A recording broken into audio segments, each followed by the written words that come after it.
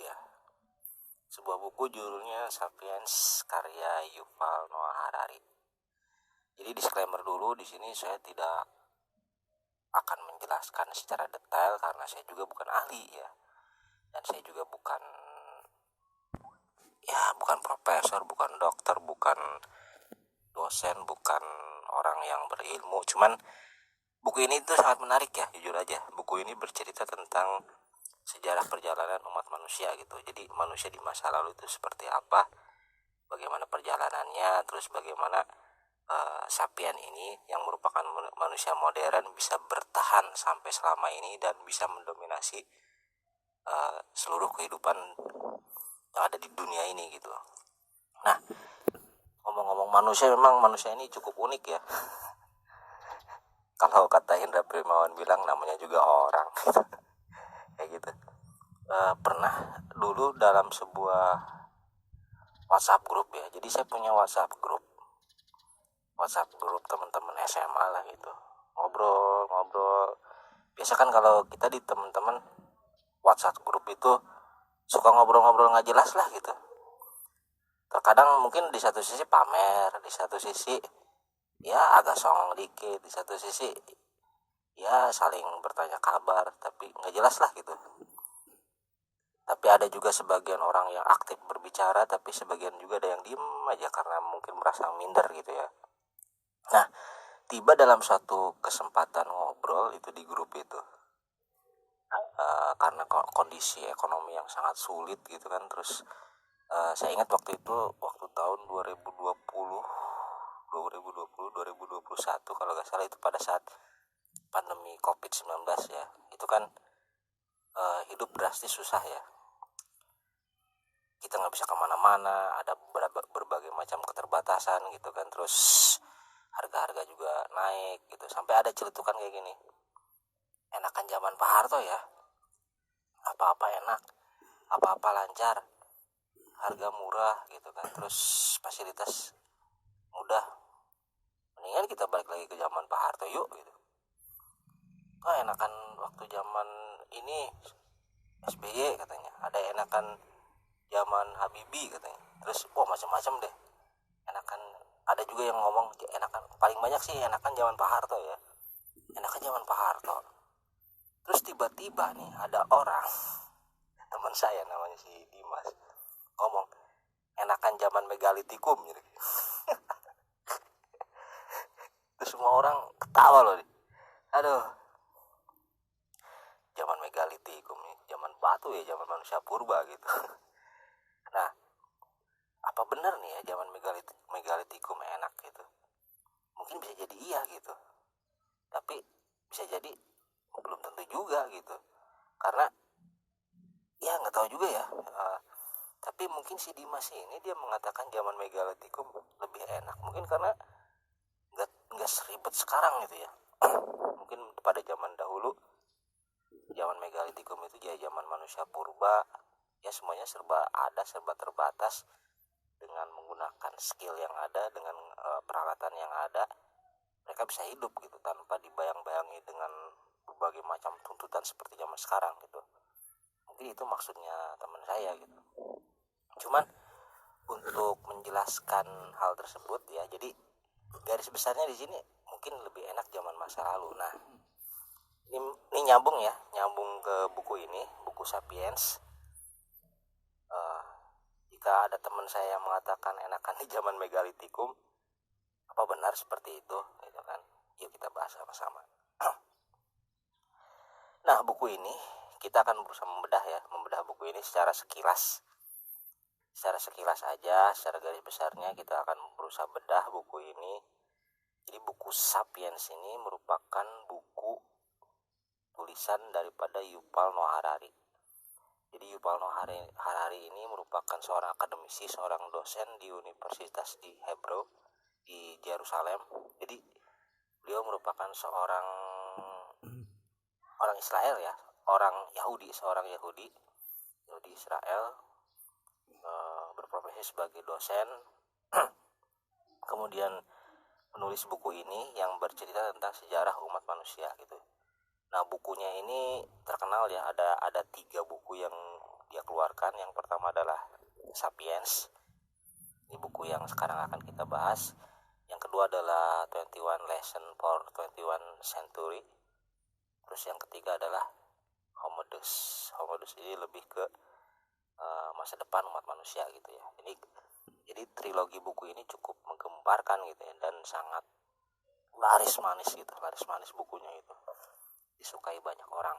Dan buku Sapiens ini mendapatkan berbagai macam penghargaan ya, dari Amazon.com.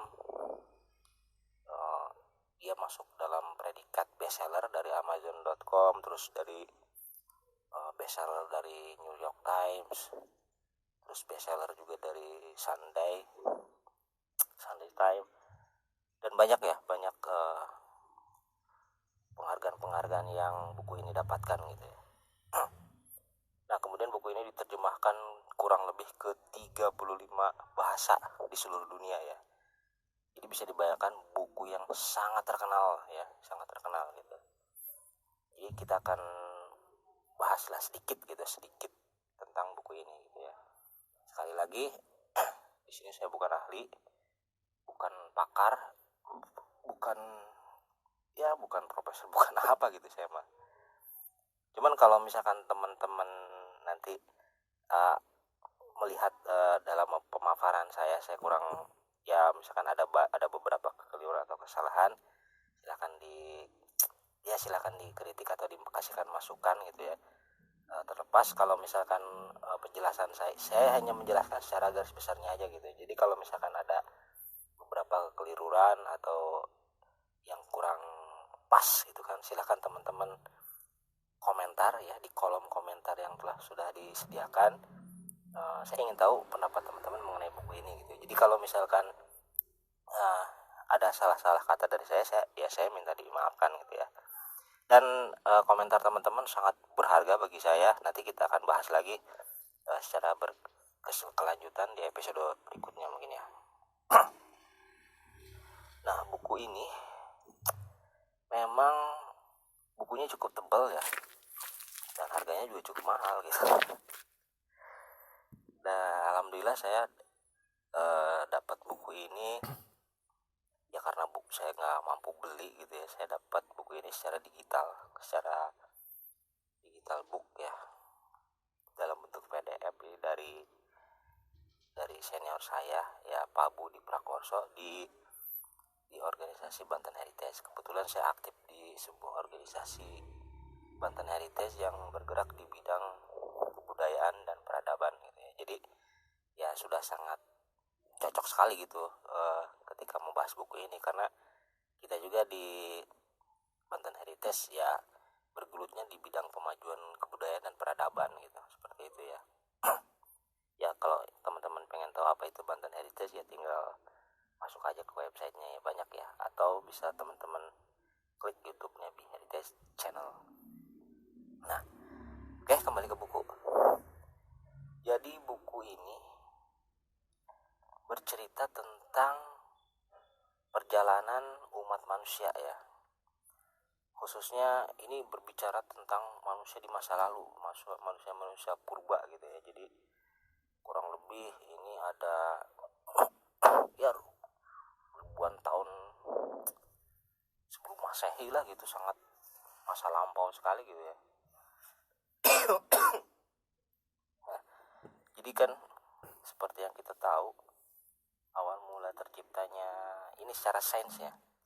Secara sains awal terciptanya alam semesta ini kan 13 juta tahun yang lalu ini ya, kurang lebih ada fenomena yang cukup populer ya, yaitu ada Big Bang ya. Ada ledakan besar, kemudian ini dua ledakan besar ini menghasilkan ya elemen-elemen di alam semesta ini, dan kemudian terjadilah alam semesta ini gitu ya. Nanti bisa teman-teman bacalah, karena saya bukan ahli fisika juga gitu ya. Ya, kemudian 4 miliar tahun yang lalu, jadi beberapa dekade ya, mungkin tahap selanjutnya ini 4 miliar tahun yang lalu. Kalau tadi kan 13 juta tahun yang lalu, nah sekarang 4 miliar tahun yang lalu kemudian muncullah organisme mikroorganisme, hal-hal biologika, kuman dan segala macamnya gitu kan. Terus 70.000 tahun yang lalu ya kemudian muncullah manusia-manusia purba gitu ya, manusia-manusia yang hadir pada zaman itu. Ini banyak sekali gitu ya. Banyak sekali. Kalau misalkan berbicara sapiens ya teman-teman pasti sudah sangat populer. Istilah sapien itu pasti pernah kita dengar pada saat kelas 1 SMP ya. Kelas 1 SMP kita udah pernah dengar sapiens ketika kita belajar pelajaran IPS sejarah ya. Bercerita tentang teori Darwin gitu. Teori Darwin kalau nggak salah itu menjelaskan ya perkembangan manusia di masa lalu gitu kan, yang konon katanya manusia itu dari kera kayak segala macam, teori Darwin gitu. Ya. Nah, jenis manusia ini kan banyak sekali ya untuk di masa lalu gitu kan.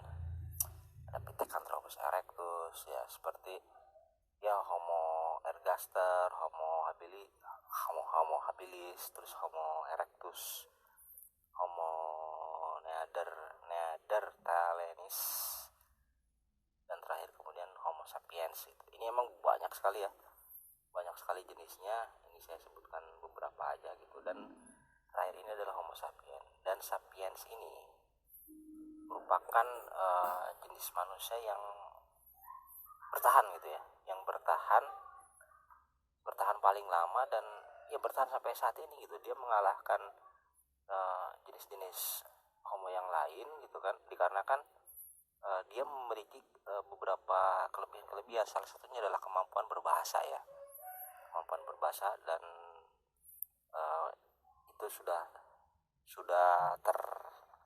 termaktub dalam peristiwa revolusi kognitif gitu ya, revolusi kognitif. Jadi revolusi cara berpikir.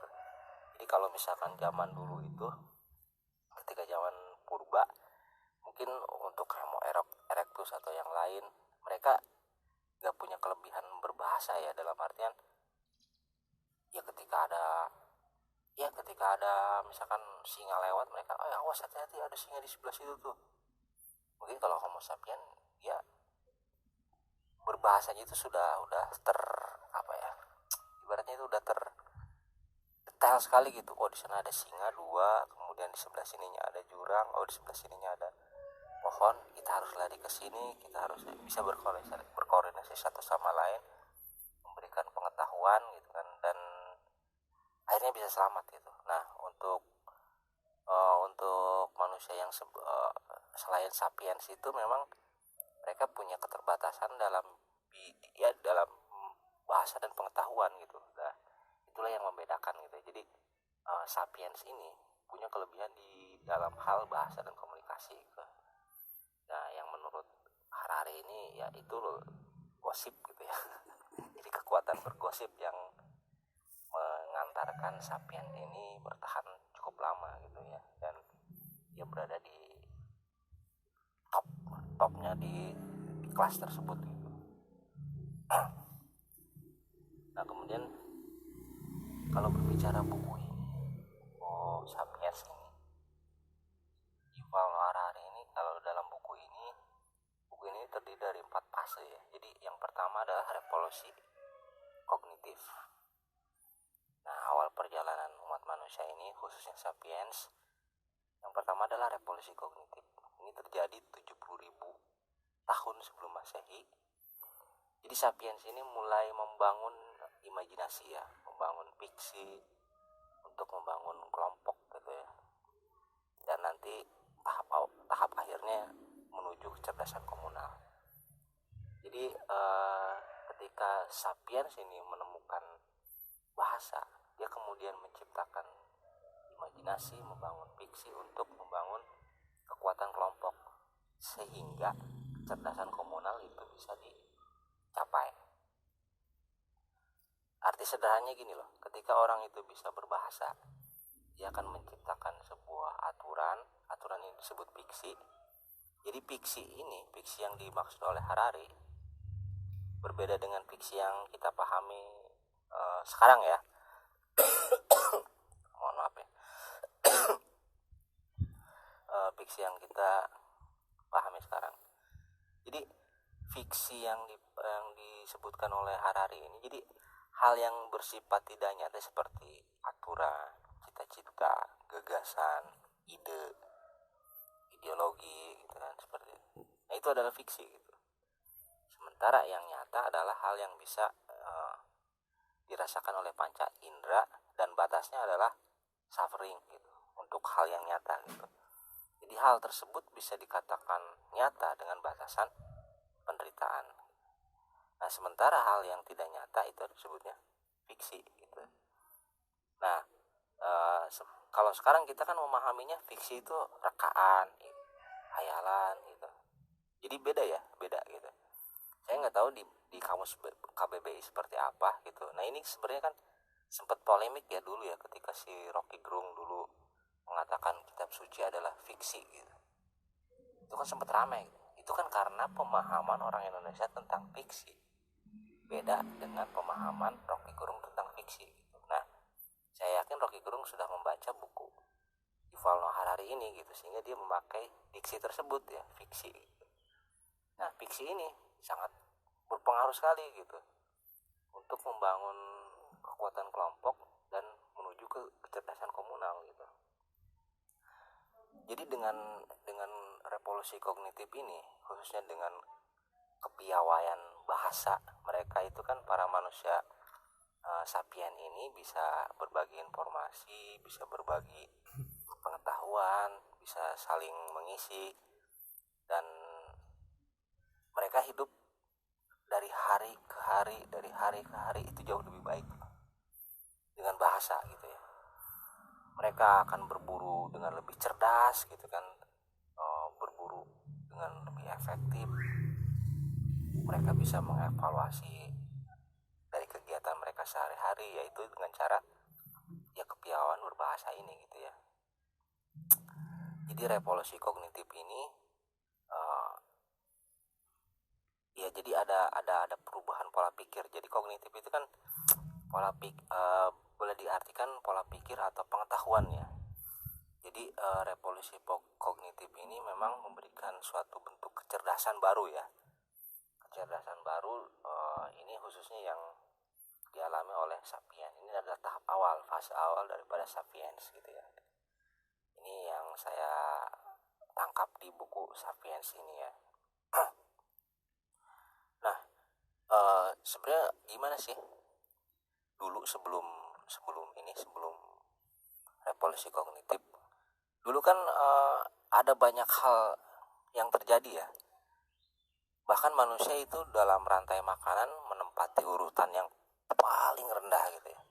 Paling rendah. Kalau misalkan dulu ada kijang lewat, kemudian ditangkap oleh harimau, dimakan, harimau enak bisa langsung makan gitu. Nah, kalau misalkan kijang ini lewat ditangkap oleh manusia, dibunuh, apakah bisa langsung dimakan? Kan enggak juga, enggak bisa.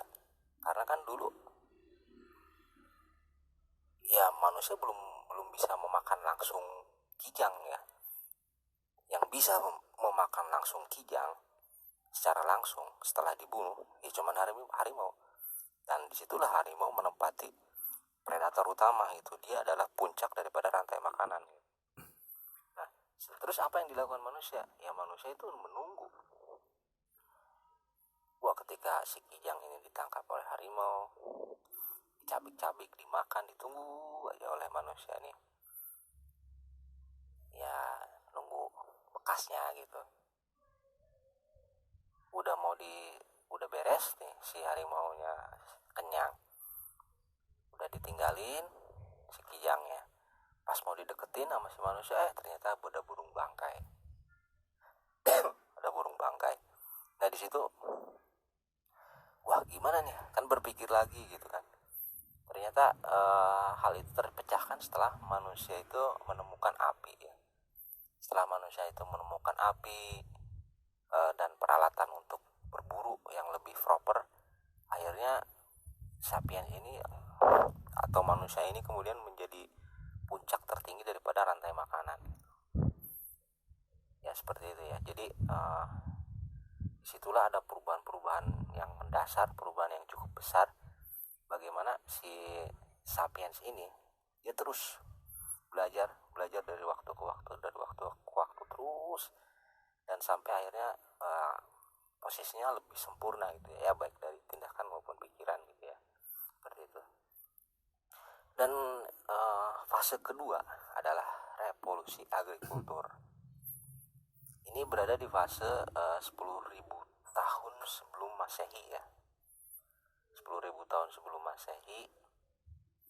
Jadi kan ya manusia itu kan awalnya dia hidup dengan cara berburu dan meramu ya. Tapi lambat laun kemudian dengan berbagai macam penjelajahan ya, manusia tersebut kemudian merubah gitu kan, merekayasa pola hidup dan melakukan domestifikasi, dan akhirnya membuka lahan, melakukan rekayasa pola hidup dan bercocok tanam gitu. Nah di sini terjadi dinamika pola berpikir ya, perubahan dari berburu dan meramu kemudian menetap di suatu wilayah dengan merekayasa sistem hidup untuk menjadi fasilitas kehidupannya gitu. Kemudian mereka bercocok tanam, melakukan pertanian gitu kan. Terus bahkan ada rekayasa yang mungkin sebagian positif ya, untuk memberikan dampak positif untuk keberlangsungan hidup daripada si manusia tersendiri. Tapi di satu sisi ini menjadikan ya efeknya itu ada juga yang negatif. Misalkan si manusia itu akan cenderung lebih superior terhadap makhluk lain. Seperti contohnya aja di Papua Nugini itu kan, babi aja itu kan di hidungnya dipotong, kemudian matanya dibutakan supaya tidak bisa lari dari kandang gitu kan, dari kandang yang sudah disediakan. Itu kan cukup kejam juga gitu ya. Tapi ya seperti itulah sapien pada waktu itu gitu. Terus bagaimana pola domestifikasi ini kemudian merubah hidup makhluk lain gitu ya, seperti ayam yang tadinya bisa hidup sampai 5 tahun atau 6 tahun kemudian dipaksa hidup maksimal sampai usia 1 bulan dan disembelih gitu kan, kemudian dimakan, dan harus cepat lagi melahirkan generasi ayam berikutnya gitu. Jadi ayam itu maksimalisasinya 1 bulan dan bisa beranak pinak secara cepat gitu kan.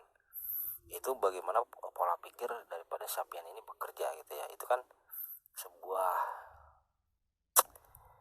sebuah hal yang wah gila deh pokoknya mah. Seperti itu, luar biasa banget lah.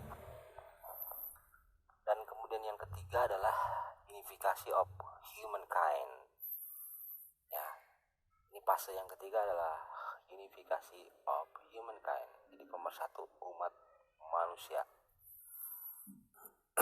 Jadi setelah revolusi kognitif ya, teknik pola pikir, pengetahuan, skill berbahasa, skill berbagi informasi ya. Terus kemudian lanjut ke revolusi agrikultur, di tata cara hidup bertani, dan fase yang ketiga selanjutnya adalah unification of humankind. Jadi ini adalah suatu pola untuk mempersatukan umat manusia, unifikasi ya. Lalu bagaimanakah sapien melakukan unifikasi ini? Bukankah manusia itu sangat banyak, sangat beragam, dan tersebar di seluruh dunia gitu kan, di seluruh wilayah. Bagaimana cara mempersatukannya? Paling tidak ada 3 faktor ya. Ada 3 faktor yang bisa mempersatukan umat manusia gitu. Jadi united gitu ya. Jadi bersatu semuanya gitu dalam sebuah simpul yang sangat besar. Mereka itu disatukan oleh fiksi-fiksi yang terjadi gitu ya. Yang terjadi ya, salah satunya ya yang pertama adalah uang ya. Uang adalah perangkat ekonomi yang bisa menyatukan umat manusia gitu. Jadi dengan uang, siapa yang nggak mau gitu. Biasanya kan kalau kita di ketongkrongan juga gitu kan, weh kak dia, weh sini lo main ke rumah gua, wah sorry bro, gua lagi sibuk nih, weh bukan apa-apa nih, ada duitnya nih, oh iya ada bisnis nih, iya. Biasanya seperti itu ya. Ini uang, yang pertama uang. Terus yang kedua adalah empire. Ya, empire ini adalah kekuatan politik ya. Empire, imperium, imperium adalah kekuatan politik ya, bisa kerajaan, bisa macam-macam lah bentuknya banyak gitu, imperium. Cuman sama halnya seperti tadi fiksi ya, ada pergeseran makna juga gitu. Imperium ini kalau yang dimaksudkan di buku ini adalah konotasinya positif, tapi kalau sekarang ini kan yang disebut imperium itu apalagi penyematan imperialis itu kan penjajah ya, penjajahan atau penindasan gitu. Nah itu konotasinya negatif gitu. Cuman kalau di sini beda ya. Nah imperium ini adalah kekuatan politik gitu ya, kekuatan politik yang terjadi di sejarah peradaban umat manusia gitu. Ada banyak peninggalan yang tercatat sejarah gitu, seperti dulu Pak ya, pada masa lalu di Inggris di India misalkan. Di India itu kan Inggris meninggalkan sebuah peninggalan rel kereta api Mumbai Victoria ya. Itu juga gitu hasil dari imperium gitu. Dari imperium, bagaimana Inggris dengan kolonisasinya di India saat itu ya, ada peninggalan gitu, rel kereta gitu. Kalau kita ya mungkin Belanda meninggalkan apa kan, misalkan jalan, jembatan atau apa seperti itu kan imperium. Kalau dulu kan unifikasi itu banyak sekali ya, ada imperialisme, ada kolonialisme, mungkin ada juga konsep, kalau di Islam ada konsep khilafah, kalau di komunisme ada konsep internasionalisme gitu kan. Itu macam-macam ya. Jadi sifatnya ini adalah sebuah fiksi kekuasaan ya, fiksi kekuasaan. Jadi ada sebuah ide, ada sebuah gagasan dengan latar belakang politik untuk menyatukan umat manusia gitu. Seperti itu ya. Ya seperti kalau misalkan kita ambil contoh komunisme, misalkan komunisme punya paham internasionalisme.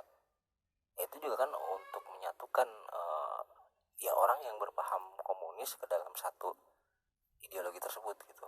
Nah, di sini juga disebutkan bahwa ini dilakukan oleh Sapiens ya. Oleh Sapiens ya, yang disebut oleh Yuval Noah Harari ini sebagai unification of humankind gitu ya. Jadi bentuknya banyak ya, silakan teman-teman cari gitu.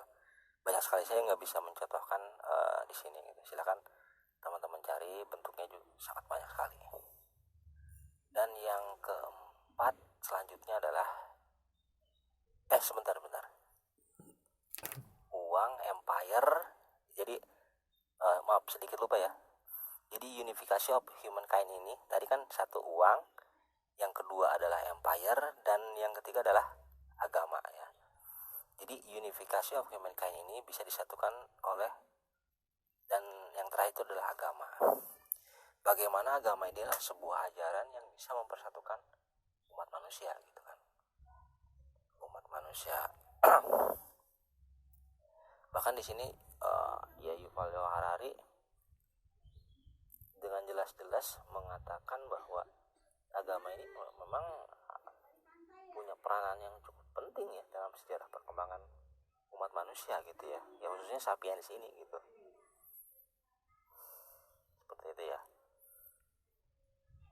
Terlepas sekarang ini banyak yang ateis ataupun agnostik, ya tetap agama ini ya sebuah kekuatan yang sangat diperhitungkan gitu. Ya selain uang dan empire gitu, agama ini juga maksud ya termasuk cukup memberikan peranan yang sangat kuat gitu. Nah setelah itu adalah yang terakhir ini ya, revolusi saintifik ya.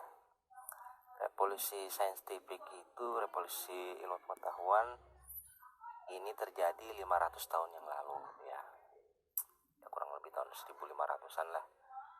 Ini dengan revolusi saintifik ini Sapien mengalami kemajuan dalam tata cara hidup ya. Dalam tata cara hidup karena sains ini kemudian berujung kepada teknologi, ditemukannya penemuan-penemuan baru, alat-alat baru yang memudahkan pola hidup Sapiens itu ya dalam mengelola hidupnya. Ada banyak ya yang bisa ditemukan ya dari jayanya sains ini gitu ya. Bisa alat kendaraan, misalkan kereta, mobil, pesawat, alat komunikasi, telepon, listrik ya. Revolusi saintifik ini kan banyak ya, sampai revolusi industri juga kan salah satunya juga gitu ya yang terjadi ya. Itu kan ya derivasinya dari revolusi saintifik ya. Salah satunya peristiwa revolusi industri, ditemukannya mesin uap, terus ada banyak penemuan-penemuan, dan bahkan nuklir juga itu adalah salah satu bukti revolusi saintifik ya menurut Yuval Noah Harari gitu. Walaupun memang cukup paradok juga ya nuklir ini. Di satu sisi memang ada gunanya, di satu sisi juga dia kontraproduktif juga ya untuk perkembangan umat manusia gitu, khususnya Sapien ini gitu. Ya penjatuhan bom Hiroshima dan Nagasaki juga itu kan cukup kontraproduktif ya, apapun alasannya gitu. Tapi di satu sisi ya nuklir ini juga sumber energi yang tak terhingga gitu, tak terhingga yang ingin dicapai oleh umat manusia. Jadi kan manusia ini sebenarnya menggunakan sains itu untuk kebaikan umat manusia sendiri ya. Mereka berangan-angan untuk menuju ke arah kekekalan abadi ya, immortality gitu. Tapi di satu sisi ya sains juga menjadi faktor pendorong manusia untuk saling membunuh juga gitu ya. Seperti itu. Semuanya emang paradok ya, cukup paradok gitu. Cukup paradok ya, di satu sisi bisa produktif, di satu sisi bisa kontraproduktif gitu ya. Seperti itu. Cuman kan kembali lagi ya kita sebagai manusia ada banyak yang ya kalau kita melihat sejarah seperti itu ya perjalanan umat manusia gitu. Jadi kalau misalkan kata teman saya enakan zaman dulu katanya. Kalau kata teman saya itu, zaman dulu sepertinya lebih berat ya kalau menurut saya ini. Jadi sekarang kita tinggal bekerja ya, tapi kan relatif juga sih, bisa berat atau juga bisa ringan gitu. Cuman kan perjalanan ini cukup panjang ya untuk umat manusia gitu. Jadi kembali lagi revolusi lagi. Buku Sapiens ini terdiri dari 4 fase ya. Yang pertama adalah revolusi kognitif, yang kedua adalah revolusi agrikultur, yang ketiga adalah unifikasi of humankind, dan yang keempat adalah revolusi saintifik. Oke, mungkin itu aja ya yang bisa saya sampaikan. Sekali lagi jika penjelasannya kurang maksimal juga mohon maaf ya, saya mohon maaf yang sebesar-besarnya. Tapi kalau misalkan teman-teman punya pandangan lain atau punya pendapat gitu kan, atau punya ide-ide ya, atau apa ya, punya opini atau apapun, silakan tulis di kolom komentar ya. Masukan teman-teman akan saya baca gitu kan. Jujur aja saya yakin teman-teman lebih cerdas daripada saya. Saya mah cuman di sini saya bukan berarti saya menjelaskan ini, bukan berarti saya paham ya, bukan berarti saya jago, bukan berarti saya cerdas ya. Di sini saya cuma berbagi informasi gitu ya. Jadi selebihnya silakan teman-teman tulis di kolom komentar. Oke? Mungkin itu aja.